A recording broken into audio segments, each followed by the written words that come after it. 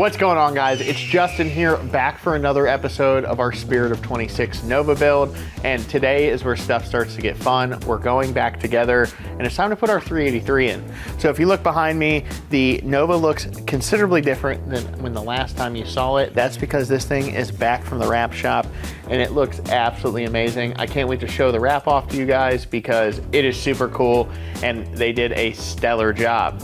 So it is time to put our 383 in the car. You know, we put this together in an earlier episode. If you haven't seen that, make sure to go check it out. But the game plan is engine in, transmission in, measure for drive shaft, and, you know, start putting the engine together so we can make some noise. This thing should make some great power and look really great inside our engine bay. So let's get it installed in the car.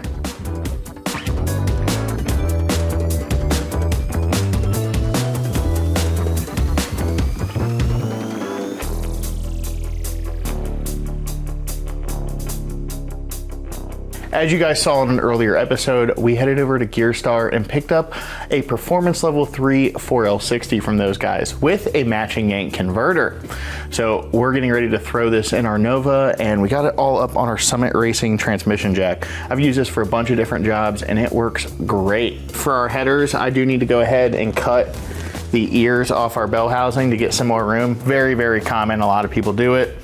But yeah, we'll get that done, get this in the car, and yeah, just keep on moving. There's a ton of little stuff that goes into an engine swap like this, even though we're just going from a straight 6 to the V8. There's a lot of stuff that we have to replumb, rewire, that kind of deal. So I'll give you guys some highlights as we go along, but this is going along nicely.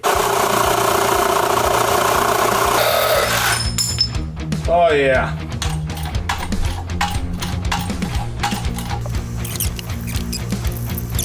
Done. We got our 4L60 stabbed in our Nova, and for a Crossmember, we're going to be using one of these Summit Racing Performance Crossmembers. Now, this is to swap an overdrive transmission like a 700R4 or 4L60 into an early F or X body, so Nova, Camaro, Firebird, that kind of deal. But that is not what we're limited to. Summit Racing actually has a full selection of heavy-duty cross members for all sorts of different applications. So you're gonna wanna check out summitracing.com to see if we have one for your application. So I'm gonna get this slid in the car, get our Summit Racing transmission jack out of the way, and we're gonna keep moving along. This is going really well, and just throwing this thing together. Just slides into place. We'll line that up and get the bolts thrown in.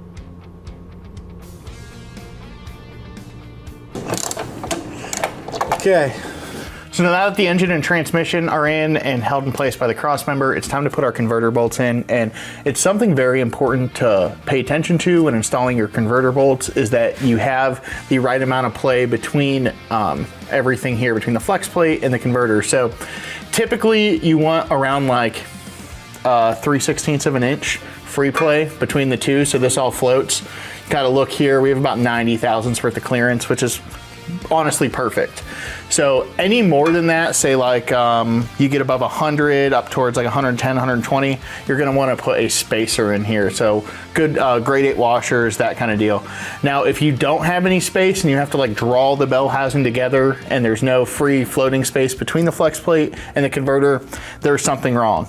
Either you have the wrong flex plate, wrong converter, but you need to investigate and pull it back apart, because if there's tension between the two and you're trying to smash all this together, it'll actually knock the thrust bearing out of the engine. So as you can see, I slide the converter all the way back, and you can see a nice little gap here. So we'll slide it forward and put some bolts in. Another very important thing to pay attention to, now our Gearstar, when we got our trans, pre-installed the torque converter for us. It was really cool. But like when installing a GM torque converter, for example, you should kind of feel it. You should drop it in once, and then you should feel it clunk and drop in like 2 more times. We actually have a really good video on us doing that on our YouTube channel. Go check that out so you can see what I'm talking about.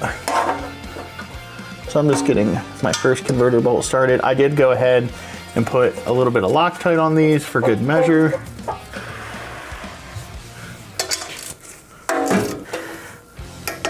Okay. All right. Yep.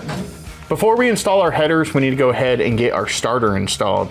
And for a starter, we're using one from our friends over at PowerMaster. They make a performance starter for just about any application. So head over to summitracing.com and check out if PowerMaster has one for yours. This style of starter is what we call a mini style starter versus a conventional. And what that means is it has a small diameter motor with a gear reduction box on the front. So this really saves a lot of room. They work really good and they turn a lot of RPMs, but this saves a lot of room with large headers and stuff like that. So now we're ready to install our Doug's headers, and I have Mike underneath. He's gonna feed us the header up, and then these things fit so well, we're actually just gonna put our 2 end bolts in, slide our gasket into place, and then we'll put the rest of the header bolts in. But yeah, these things, the fit and finish on these Doug's headers for this thing are absolutely phenomenal. We'll put the part number that we use for our small block swap in the description below. So go ahead and feed the header up, Mike. Yeah, you can just see how much clearance we have on our steering box and kind of everywhere else. So very happy with these. And then if you look at my Felpro 1404 header gasket, these are actually what are recommended for our trick flow cylinder heads. They have the cutout on each end, so you can go ahead and just drop the gasket in.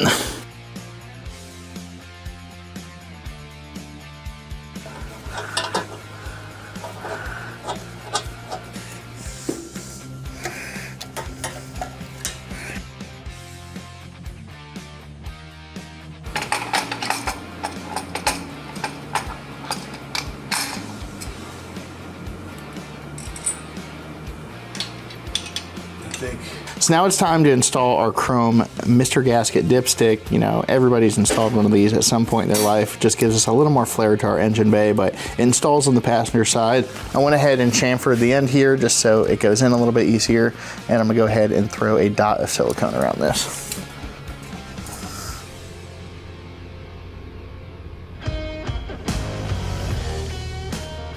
So I got our dipstick tube installed. Once I get the car in the air again to do some stuff underneath, I'll go ahead and put the bolt in. But for right now, I'm just gonna go ahead and insert our dipstick. So we got our transmission dipstick installed. It was kind of a fast process because the cool part about the Gearstar transmissions is they run these things on a dyno for 100 miles before it gets to you. So they know it's gonna work right out of the box. But that being said, they have a ton of fluid in them when you get them. So we went ahead and threw our dipstick in very quickly so we didn't get transmission fluid everywhere. But that's installed. Our last bell housing bolt's installed. Converter bolts are done. This thing is going together very nicely. Now it's time to get a set of headers in this thing, an engine oil dipstick, a starter, and whatever else we can get into. So let's keep going. So to get a nice crispy idle on any carbureted engine using a Holley, this is kind of a tip for you guys. So if you look here, you can, and this is kind of a little bit of a poor example right now because the choke's activated and it's in fast idle. If you look right here, you can see this is the transfer slot that's uncovered. And when you're setting your idle and this thing's warmed up and this is sitting where it's supposed to be, that barely should be showing. So when you go to set your idle, the more you screw it out, the more it's going to unshroud that, and it's going to be feeding fuel from the non-idle circuit. So it's just going to be dumping fuel in the engine. So to get some of your idle adjustment back and to really get it dialed in, what you're going to do is adjust this little screw right here, and that's going to open up the secondary blades. And you just want to open it up to where you can barely see daylight through it. And then that's going to give you a bunch of adjustment back on your main idle adjustment screw. Now it's time to spin spark plugs in our small block, and we're going to be using a set of Excel header plugs. Our front primary tube over here gets a little tight, and these Excel plugs are actually what they call shorty plugs, so they're slightly shorter than a regular run-of-the-mill plug. And then we also got the C-cut version, and those come with the short strap. Now one thing I do like to do with all brand new spark plugs that I pull out of the box is check the gap. So I went through and gapped all 8 plugs at 35 thousandths. Just use my lucky feeler gauge here, and you really want to make sure your plug gap is where the manufacturer recommends it. Too much gap, it can be a weaker spark and hard on ignition components. Not enough gap, and you're not getting your full burn that you could, and you're not getting that full spark that you could with the proper gap. So we're going to go ahead and spin them in our aluminum heads here. So let's get to it. This is a older style set of heads. This is what they call straight plug heads. For GM stuff, there's straight plug and angle plug.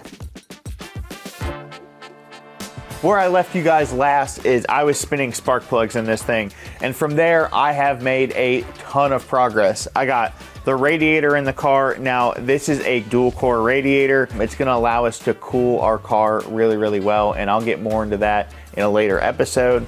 But I got that in, I got coolant in the car, I got all our ignition system buttoned up with our Mallory Unilite distributor, Mallory wires as well.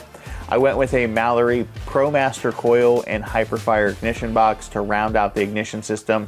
That's gonna give us a nice blue spark to help light our 383 off. I also got the rest of the carburetor stuff situated. I got our throttle cable bracket on there, TPS sensor for the Quick 4 transmission controller. We'll touch on that a little bit in the next episode as well. But we have a ton of other stuff in store for you guys. I'm gonna put gauges in the car, a big old rowdy tack on the dash, and lots of odds and ends, you know, some plumbing stuff to show you guys all those little projects on a car that, you know, take 10, 20 minutes, a half hour, an hour, really add up. And it takes a lot of time and it adds weeks to your build. But we'll go through all those little odds and ends on our car and what we did to accomplish that and make everything work together. So until next time, I'm Justin with Summit Racing, and the golden question is, what are you working on?